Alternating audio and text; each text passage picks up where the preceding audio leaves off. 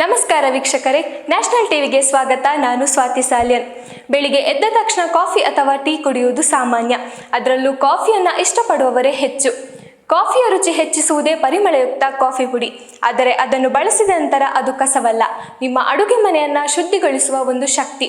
ಹೌದು, ಕಾಫಿ ಕುಡಿದ ನಂತರ ಅದನ್ನು ಬಿಸಾಡಿ ಬಿಡ್ತೇವೆ, ಆದರೆ ಅದರಿಂದ ಸಾಕಷ್ಟು ಪ್ರಯೋಜನಗಳು ಇದೆ. ಕೆಲವೊಮ್ಮೆ ನಾವು ಬಳಸಿದ ವಸ್ತುವನ್ನು ಅದರ ಬಗ್ಗೆ ಗೊತ್ತಿಲ್ಲದೇನೆ ಬಿಸಾಕ್ತೀವಿ. ನಾವು ಬಳಸಿದ ಕಾಫಿ ಪುಡಿಯು ಕೂಡ ಮತ್ತೆ ಬಳಸಬಹುದು.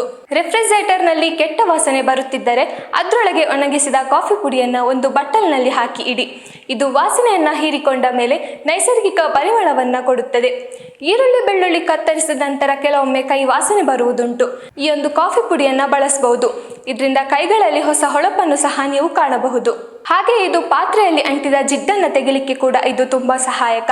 ಯಾವುದೇ ಸೋಪು ಡಿಟರ್ಜೆಂಟ್ ಹಾಕಿ ತೊಳೆಯುವುದಕ್ಕಿಂತ ಮನೆಯಲ್ಲೇ ಸಿಗುವ ಈ ಪದಾರ್ಥದಿಂದ ಪಾತ್ರೆ ತೊಳೆದು ನೋಡಿ, ಒಳ್ಳೆಯ ರಿಸಲ್ಟ್ ನೀವೇ ನೋಡ್ತೀರಾ. ಇದು ಸಸ್ಯಗಳಿಗೂ ಒಂದು ಒಳ್ಳೆಯ ಗೊಬ್ಬರ. ಬೆಳೆಯುತ್ತಿರುವ ಯಾವುದೇ ಸಸ್ಯಕ್ಕೆ ಮಣ್ಣಿನ ಜೊತೆ ಇದನ್ನು ಹಾಕಿದ್ರೆ ಸಸ್ಯ ಉತ್ತಮ ರೀತಿಯಲ್ಲಿ ಬೆಳೆಯುತ್ತೆ.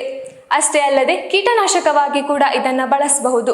ಹಾಗೂ ಇದು ತ್ವಚೆಗೆ ಅತ್ಯಂತ ಒಳ್ಳೆಯ ರೀತಿಯಲ್ಲಿ ಮದ್ದು.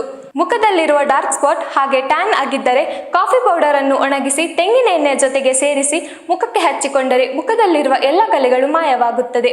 ಇನ್ನಷ್ಟು ಸುದ್ದಿಗಳಿಗಾಗಿ ನೋಡ್ತಾ ಇರಿ ನ್ಯಾಷನಲ್ ಟಿವಿ. ನಮಸ್ಕಾರ ವೀಕ್ಷಕರೇ, ನ್ಯಾಷನಲ್ ಟಿವಿಗೆ ಸ್ವಾಗತ. ನಾನು ಸ್ವಾತಿ ಸಾಲ್ಯನ್. ಬೆಳಿಗ್ಗೆ ಎದ್ದ ತಕ್ಷಣ ಕಾಫಿ ಅಥವಾ ಟೀ ಕುಡಿಯುವುದು ಸಾಮಾನ್ಯ. ಅದರಲ್ಲೂ ಕಾಫಿಯನ್ನು ಇಷ್ಟಪಡುವವರೇ ಹೆಚ್ಚು. ಕಾಫಿಯ ರುಚಿ ಹೆಚ್ಚಿಸುವುದೇ ಪರಿಮಳಯುಕ್ತ ಕಾಫಿ ಪುಡಿ. ಆದರೆ ಅದನ್ನು ಬಳಸಿದ ನಂತರ ಅದು ಕಸವಲ್ಲ, ನಿಮ್ಮ ಅಡುಗೆ ಮನೆಯನ್ನು ಶುದ್ಧಿಗೊಳಿಸುವ ಒಂದು ಶಕ್ತಿ. ಹೌದು, ಕಾಫಿ ಕುಡಿದ ನಂತರ ಅದನ್ನು ಬಿಸಾಡಿ ಬಿಡ್ತೇವೆ, ಆದರೆ ಅದರಿಂದ ಸಾಕಷ್ಟು ಪ್ರಯೋಜನಗಳು ಇದೆ. ಕೆಲವೊಮ್ಮೆ ನಾವು ಬಳಸಿದ ವಸ್ತುವನ್ನು ಅದರ ಬಗ್ಗೆ ಗೊತ್ತಿಲ್ಲದೇನೆ ಬಿಸಾಕ್ತೀವಿ. ನಾವು ಬಳಸಿದ ಕಾಫಿ ಪುಡಿಯು ಕೂಡ ಮತ್ತೆ ಬಳಸಬಹುದು. ರೆಫ್ರಿಜರೇಟರ್ನಲ್ಲಿ ಕೆಟ್ಟ ವಾಸನೆ ಬರುತ್ತಿದ್ದರೆ ಅದರೊಳಗೆ ಒಣಗಿಸಿದ ಕಾಫಿ ಪುಡಿಯನ್ನು ಒಂದು ಬಟ್ಟಲಿನಲ್ಲಿ ಹಾಕಿ ಇಡಿ.